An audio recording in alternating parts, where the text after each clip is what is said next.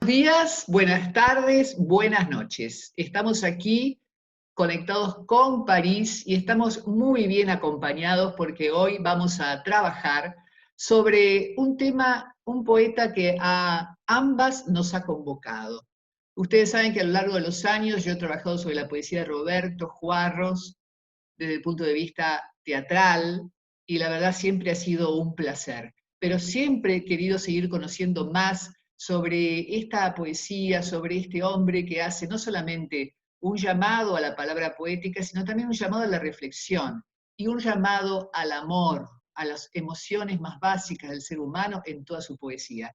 Es como, ya se ha dicho, una poesía que está en el cuerpo, está en el corazón y que se eleva, que nos eleva.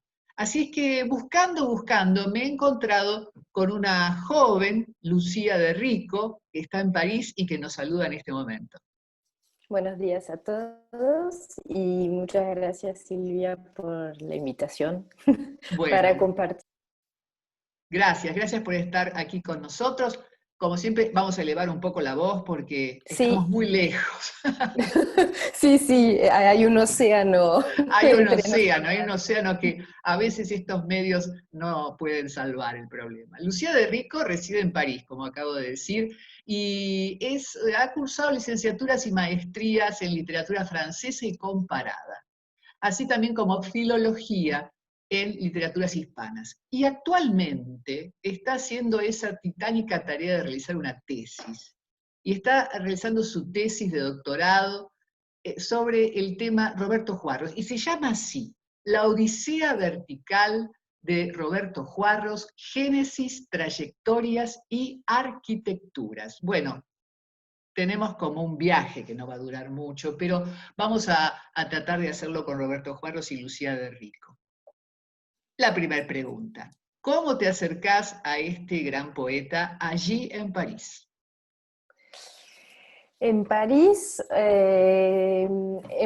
Bueno, París representa uno de los viajes y de las estancias que marcaron mucho al poeta. Juarros estudió en París, me parece, eh, estudió bibliotecología y documentación en la Sorbona. Eh, no me acuerdo exactamente qué año, quizás en el año 61, aunque lo tendría que verificar. No se extiende mucho Juarros hablando de ese año en el que vivió en París, sino solamente dice que a él lo marcó eh, para toda la vida. Me imagino como centro literario, como lo era en esos años, y también volvió varias veces a París, compartió amistades con poetas y escritores y editores franceses que, por suerte, estas amistades que dieron lugar a traducciones, a escrituras, a textos, nos permiten hoy seguir leyendo a Juarros en francés y en español, porque como lo comentaba recién, al nivel editorial, procurarse y descubrir de manera espontánea la poesía de Juarros hoy día es complicado. Y eso es uno de los objetivos y de los deseos más profundos que seguramente compartimos, ¿no? Y tú procuras con tus lecturas y el teatro dar espacio y dar voz a ese poeta que desgraciadamente ha desaparecido y siempre, digamos, cuando aún en vida estaba afuera de los eh, circuitos culturales, circuitos de edición, ¿no? Porque, por ejemplo, recuerdo que los 4 primeros poemarios los publicó a cuenta de autor, ¿no? Es decir, que él mismo los promovió. Y también otro ejemplo está la imagen de esa marginalidad un poco ambigua, porque querida, deseada y al mismo tiempo me parece sufrida, o por lo menos lo sufrimos nosotros lectores, ¿no? porque el ejemplo es la pequeña revista Poesía igual poesía, ¿no? Que Juarros hacía, editaba en pequeños números, ¿no? Y que él mismo iba repartiendo a amigos, a algunos lectores de manera un poco confidencial, pero siempre fuera de los circuitos principales, ¿no? Entonces, bueno, de esto salió de cómo uno se acerca a Juarros en París, con algunas ediciones bilingües y, como le decía, algunas amistades, algunos puentes que se pueden nombrar y que merecerían ser profundizados. Uno de los grandes traductores de Juarros en francés es Michel Camus y Roger Munier. Roger Munier, que era, porque falleció, un poeta cuya voz también se acerca a la de Juarros con una espiritualidad y un pensamiento de la palabra del hombre. Y esa amistad me parece que, ¿cómo decirlo? Fue tejiendo puentes entre Juarros, que estaba en otro continente y que, digamos, cuya obra podía ser marginada y fuera de todos los medios o todos los movimientos latinoamericanos, porque no sé, es muy difícil vincular a Juarros. Tú quizás lo podrás comprobar con tu mirada más arraigada en el continente, pero es muy difícil vincular a...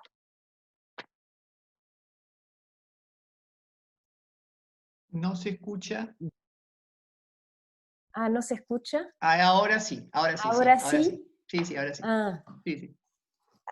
decía que es muy difícil eh, vincular o arraigar la poesía vertical a un movimiento, a un lugar, ¿no? A un país propio. Me parece que su poesía busca más que otras lo universal, y eso lo busca como lo sabemos pero sin saberlo. Primero sin títulos que fijan, ¿no? Que fijan algo propio, que arraigan el poema a un solo sentido, y eso justamente es lo que Juarros, de lo que Juarros huía, ¿no? Sin títulos, sin referencias, sin datos concretos. Y claro, hay influencias que se pueden percibir y que podremos profundizar después, pero me parece que los puentes que teje la obra de Juarros son más allá del tiempo y más allá del lugar, ¿no? Buscan, sí, ese desarraigo profundo. Ujú. Él dice en algún momento que hablar de poesía, hablar sobre la poesía, Sí, no tendría que ser un diálogo de preguntas y respuestas. Dice sí, un diálogo de preguntas y y, presencias. Y hace sí, algo muy sí, lindo en este reportaje que tiene con Pizarnik, sí, que dice la pregunta es un llamado, sí, ¿no? sí, exacto. Eh, ¿Cómo te ha parecido, digamos, dentro de los temas? ¿No? Sí, Hay pregunta, mucha pregunta en la poesía sí, de Juarros, sí, que nos acerca mucho a la filosofía, ¿no? A sí. este tema de preguntar Mm. sobre los mundos, sobre los cuerpos, sobre lo humano. ¿Qué otros temas te han parecido interesantes, que te han atrapado, que te han sido atractivos para desarrollar dentro de la poesía de Roberto Mm. Juarros? Sí, eh, como lo dices muy bien, lo que llama la atención antes que todo en la poesía de Juarros es esa dimensión del pensar y del pensar incesante, ¿no? Siempre volver a pensar y lo mismo, ¿no? Entre otras formas. Y esa dimensión filosófica aunque bueno, hay que siempre matizar, ¿no? Porque él mismo decía que la poesía no era filosofía. La poesía pensaba, pero pensaba el hombre desde adentro, no con estructuras cerradas. Y como lo decías, ¿no? El llamado o un diálogo de preguntas y presencias, que es lo contrario de la filosofía que se basa en conceptos que obviamente buscan definir cerrando, cercando y no abriendo. La pregunta siempre abre. Otros temas, pero que no están desvinculados de este, es justamente lo que a mí me interesa o me está interesando porque todavía, digamos, es un work in progress. No está nada ni completamente escrito ni cerrado. Em, es mostrar que siempre se ha tenido por muy intelectual esta escritura y que a mí me parece profundamente humana, sensible en todos los sentidos, ¿no? Sensible de los sentidos, sensible como un acercamiento al hombre. Juarros dice, me parece que es en la carta a su traductor inglés, Merwin, porque su traductor le hace algunas preguntas autobiográficas, ¿no? Porque él siempre le gustaba mantener cierta o ambigüedad o opacidad, ¿no? Algo secreto sobre su vida. Y termina su carta diciendo que a él le importa entrañablemente al hombre. Y eso me gustaría a mí profundizar, mostrando, por ejemplo, con algunas conexiones que no se han hecho o que se han vislumbrado en algunos críticos, por ejemplo, el vínculo con César Vallejo, ¿no? Ese pensamiento que es pensar el hombre en su desnudez, en su el despojo también que en Juarros es de la palabra.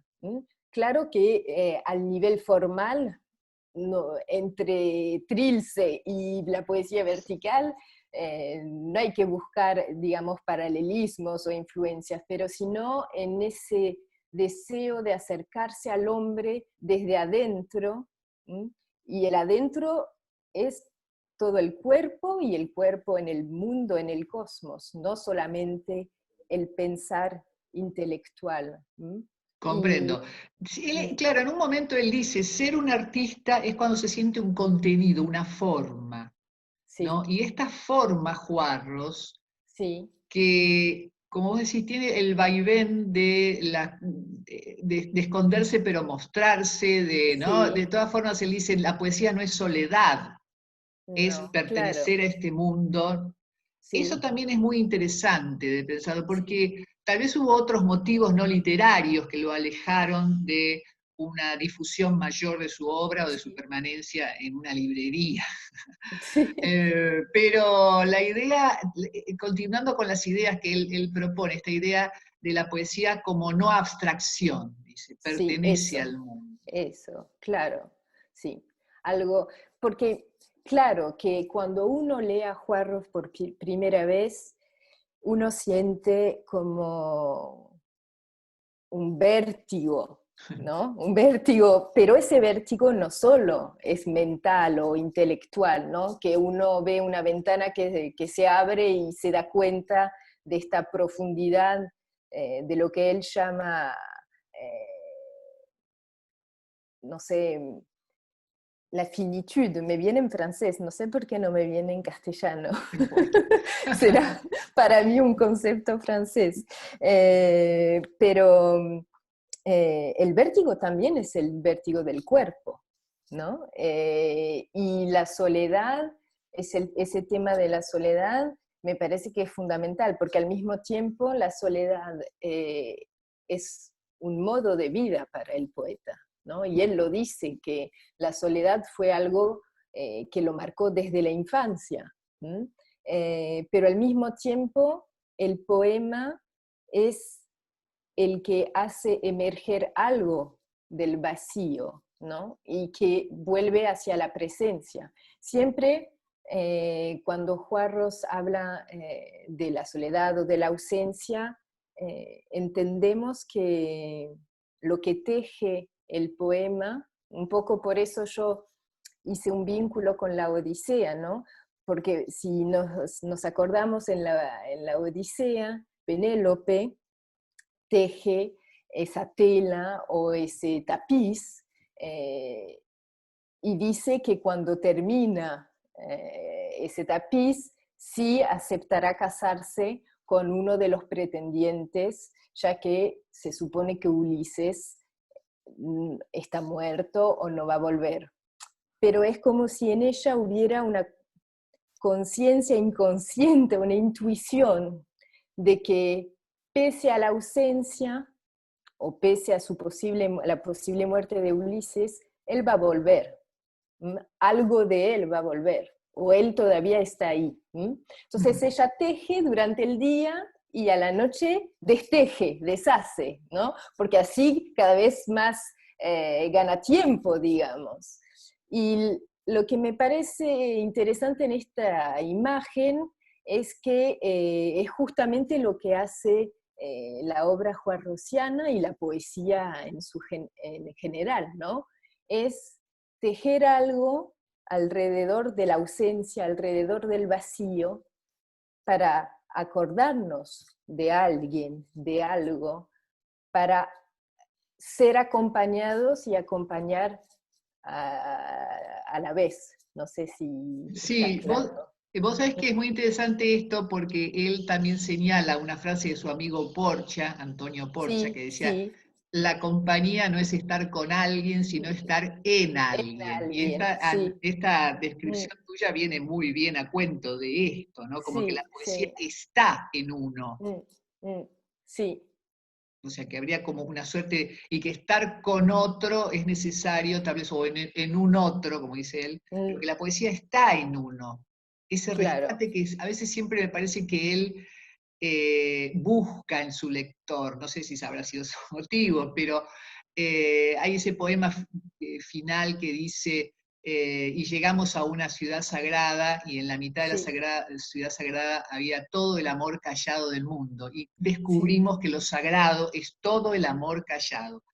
Esa Mm. frase ha sido muy exitosa, te digo, Sí, me imagino. porque es Está todo. real, ¿no? Es una Sí, situación, es una descripción además tan carnal, como vos bien decís. sí, En el sí, centro de la plaza estaba el amor sagrado, y todo lo sagrado es ese amor callado, y uno dice, ay, pero ¿cómo hizo? sí, sí, sí. Y ¿Cómo hizo para encontrar el centro? eso, para, ¿cómo hizo para encontrar el centro? Y es lo que sigo preguntándome. Y justamente es algo esencial y me parece que para encontrar el centro siempre él estuvo en la periferia, Mm, ¿no? Estuvo en las afueras, hasta algo que puede parecer básico, pero por ejemplo, él vivió, bueno, primero nació en un pueblo que se llamaba El Perdido. Te dejo imaginar, o les dejo imaginar todo el impacto de esa palabra, ¿no?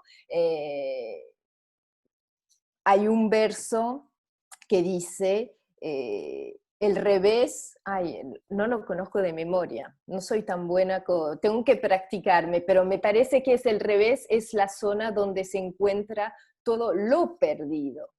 Y vemos que en ese desplazamiento del, del digamos, del nombre propio, ¿no? De él a lo, que es hacia lo universal, ahí está el camino de su obra.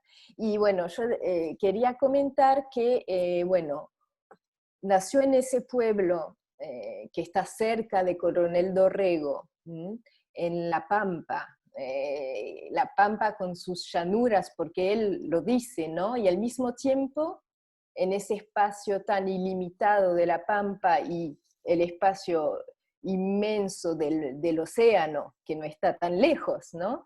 Él estaba, su casa era una estación, porque el padre era el jefe del ferrocarril del lugar. Entonces ya ahí vemos que en ese contraste entre la inmensidad del mundo y el estar ahí, en un punto indeterminado, y después él se muda, bueno, con los padres, pero seguirá viviendo muy cerca, se muda a Adrogué, en la periferia, en el Gran Buenos Aires, digamos, y después vivió en Temperley, que está justo al lado, si no me equivoco, ¿no? Sí, Entonces sí. vemos que hasta el nivel en las casas, ¿no? Las moradas suyas fueron sintomáticas de su relación con la palabra poética que busca acercarse, para, claro,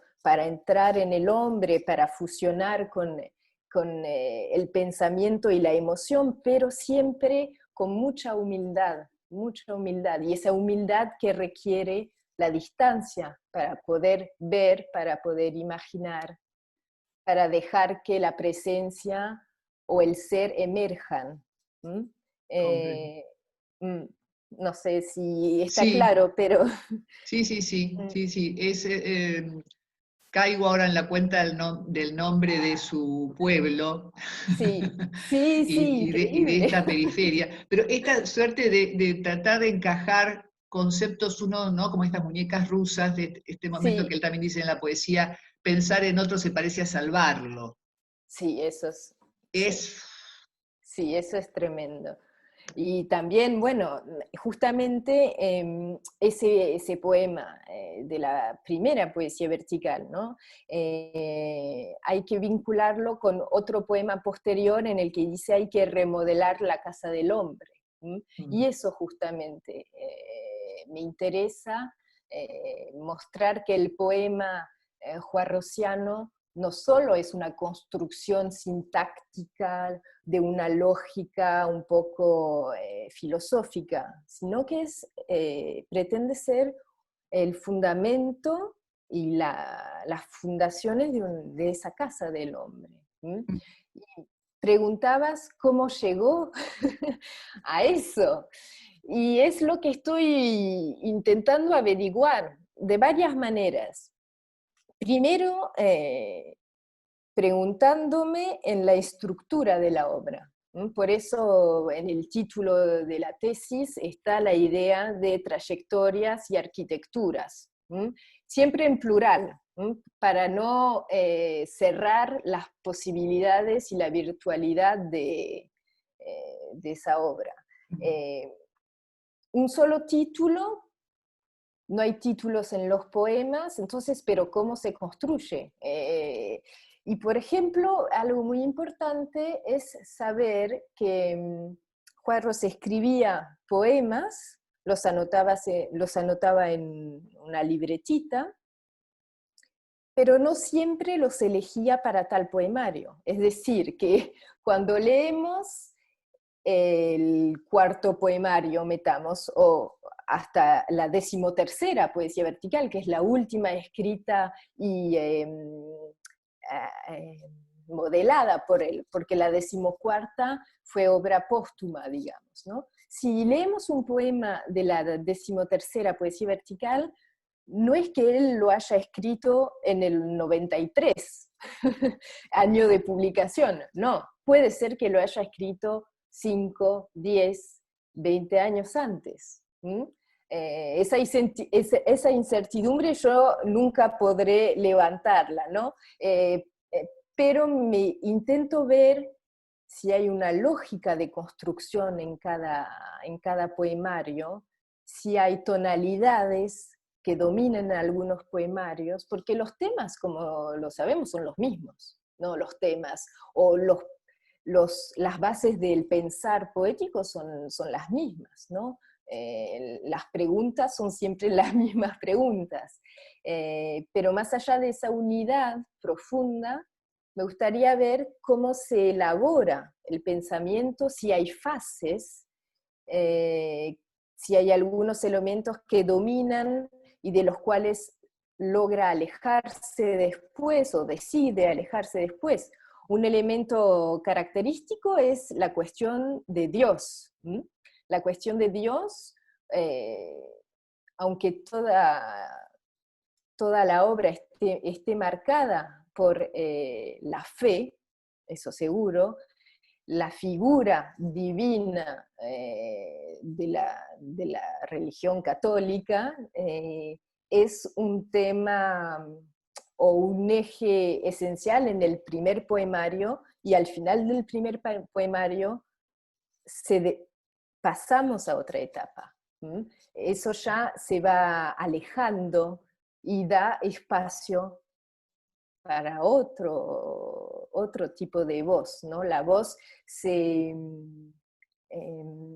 ¿cómo se dice? Cuando uno se descarga o se quita el peso de esa figura divina. Eso, por ejemplo, es muy interesante para ver las etapas de un pensamiento, porque Juarros publicó la primera poesía vertical cuando tenía 33 años.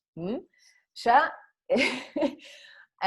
año de muerte del Cristo, y también año en el que Artaud y Huidobro, el poeta chileno, Huidobro en Altazor, el protagonista, dice bien claro que tiene 33 años, ¿no? Por ejemplo, entonces, bueno, es una decisión publicar a esa edad y bastante tarde, ¿no? Porque él llevaba escribiendo poesía años.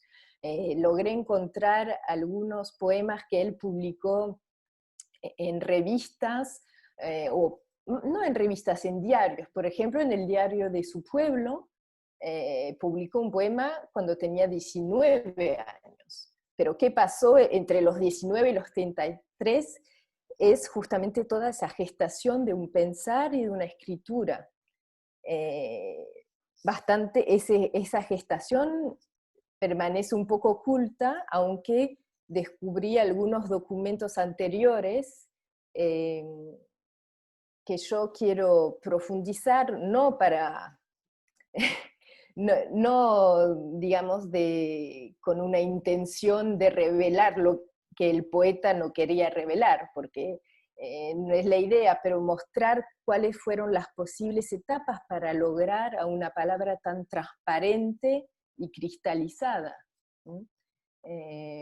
Porque si leemos, y espero que después se puedan leer, uno de los poemas de juventud, no tiene nada que ver. Y es increíble ver el salto, el desfase y el trabajo que debe haber sido. Un trabajo de todos los instantes casi.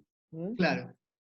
Y un trabajo también de renuncia muy importante, ¿no? Si es Eso, tal el tremendo. salto, que Sí, claramente es como una suerte de transformación espiritual, según tu sí, descripción, que él hace para sí, posicionarse diferente frente a la palabra, que él repite muchas veces, la palabra divina, la palabra como sí, oración, la palabra sí, Dios, ha puesto en la palabra, digamos, su sí, ícono divino. sí. Él lo Claro, él repite, decía que la poesía era un acto de fe, o el único acto de fe del hombre. así es. Eh, y justamente eso implica una conversión. Eh, lo que es interesante es ver que esa conversión, claro, como dijiste, implica renuncias, pero renuncias que como lo decíamos antes, ¿no? El despojamiento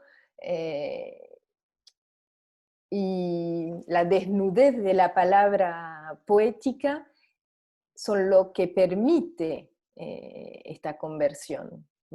Eh, por ejemplo, hablando de Huidobro, el vínculo entre Altazor, el viaje en paracaídas, que eso sería genial también en teatro, no sé Bueno, si sería genial. Eh, Bueno, Huidobro, poeta chileno que inventó el creacionismo, pertenece a una vanguardia, o creó Ujú, una vanguardia. Los vínculos entre ambos poetas son evidentes. Juarros nunca lo escondió, ¿no? Esas imágenes comunes como el horizonte, que en Huidobro se cierra, dice el horizonte se ha cerrado. eh, en Juarros es un horizonte vertical, la idea del salto, de la caída, que son imágenes esenciales. Bueno, este vínculo también desconcierta cuando uno compara los idiomas poéticos de cada uno, que ujú. vemos que en Huidobro la palabra se desarticula, la sintaxis también, eh, porque hay ese deseo o esa necesidad de romper algo en el lenguaje e hacer innovaciones, ¿no? Algo nuevo. Eso en Juarros nunca cae en eso, en esa trampa, si uno considera que es una trampa, nunca. Por eso Juarros, hasta algunos poemas, hasta niños lo pueden leer, ¿no? Por Y supuesto, sí, sí, sí. claro, no hay palabras cultas, no hay referencias a mitos complicados.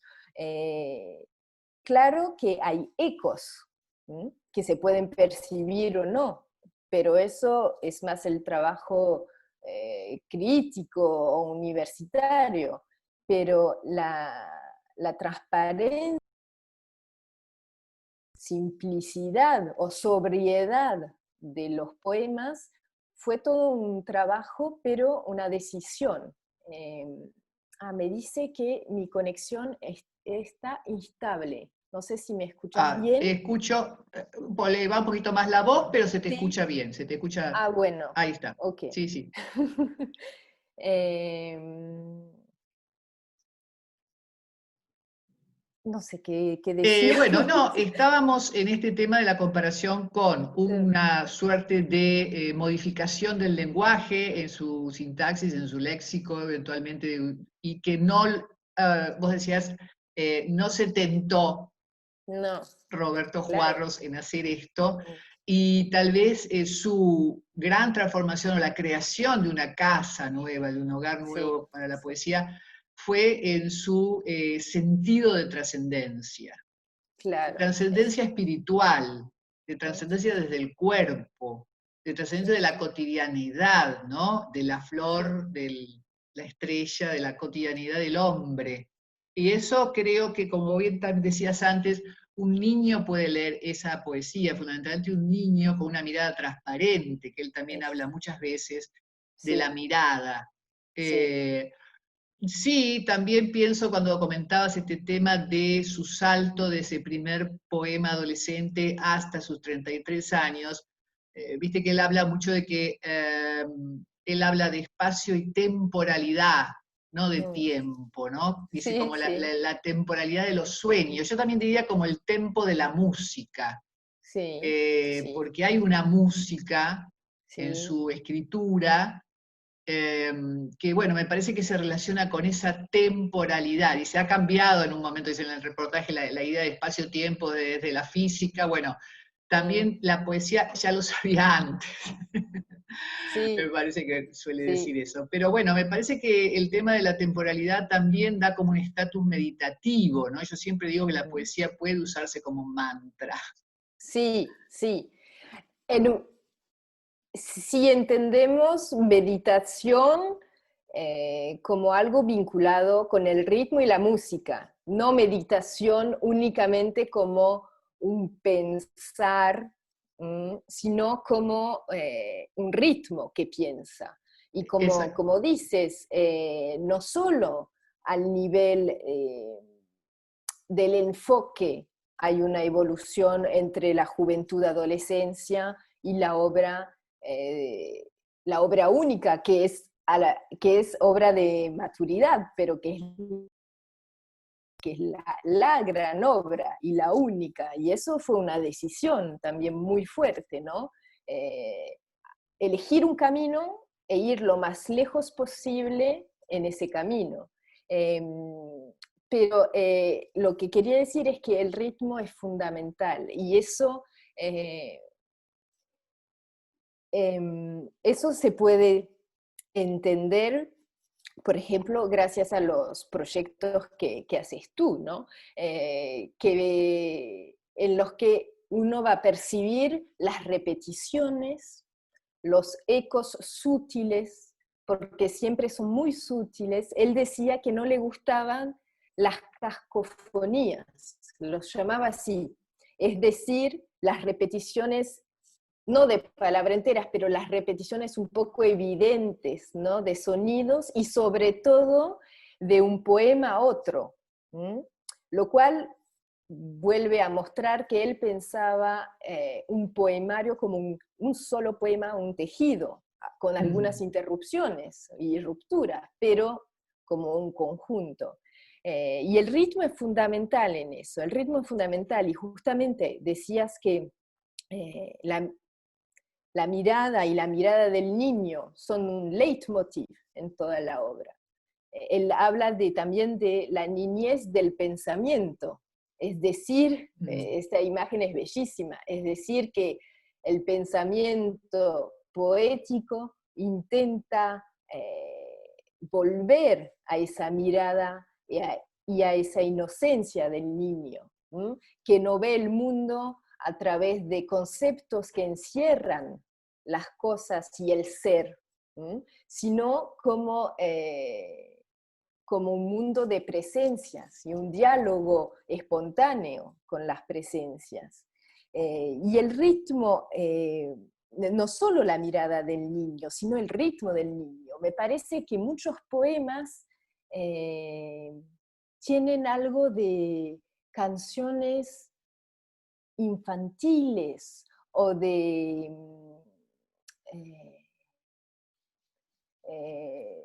¿cómo se dicen? Canciones de cuna un poco, claro que metafísicas y que no son para dormirse bien, no son para hacer sueños alegres, pero sino que es la verdad que vuelve, ¿no? Y que vuelve y que se va modulando, pero que vuelve. Esa dimensión repetitiva me parece que también está en el ritmo, en una ingenuidad del ritmo. No ingenuidad en el sentido Sí, sí, sí, sí, peyorativo, ¿no? comprendo. Mm. Bueno, Lucía, la verdad que vamos a tener que pasar de la temporalidad del poeta al tiempo de las redes sociales. Ha Bueno, sido un placer inmenso encontrarme contigo y con nuestro amigo Roberto Juarros, que siempre trataremos de acercar, porque él ya nos ha acercado a todo lo humano, a la amistad, al amor, a la sí. relación con el cuerpo, con lo trascendente, como él lo hace con toda esa belleza que nos ha podido aportar. Muchísimas gracias, Lucía, por estar con nosotros. La verdad que ha sido un placer, un honor. Espero que este camino juarrosiano seguramente te va a aportar muchas cosas que asombran, porque yo para Juarro siempre puse la palabra asombra. ¿Qué pasó? Sí, ¿No? Sacó la sombra de cosas que para mí lo siguen sí. siendo, tal vez muchas, todavía no he leído con tanta profundidad toda su obra, pero te agradecemos muchísimo este momento de luz y de amor que tenemos en este momento contigo. Nosotros terminamos siempre este programa haciendo una recomendación desde la poematerapia que dice, no reviente, lea poesía, no reviente, escuche poesía, no reviente, escriba poesía, no reviente, no les dé el gusto. Lucía de Rico, muchísimas Un gracias. abrazo Lo grande. mejor para ustedes por esos lados de París, Francia, Fue un Europa. placer compartido y les deseo lo mejor y mucha poesía también. Mucha poesía, exactamente. Muchas gracias, Lucía. Que estés bien. De nada, un abrazo grande.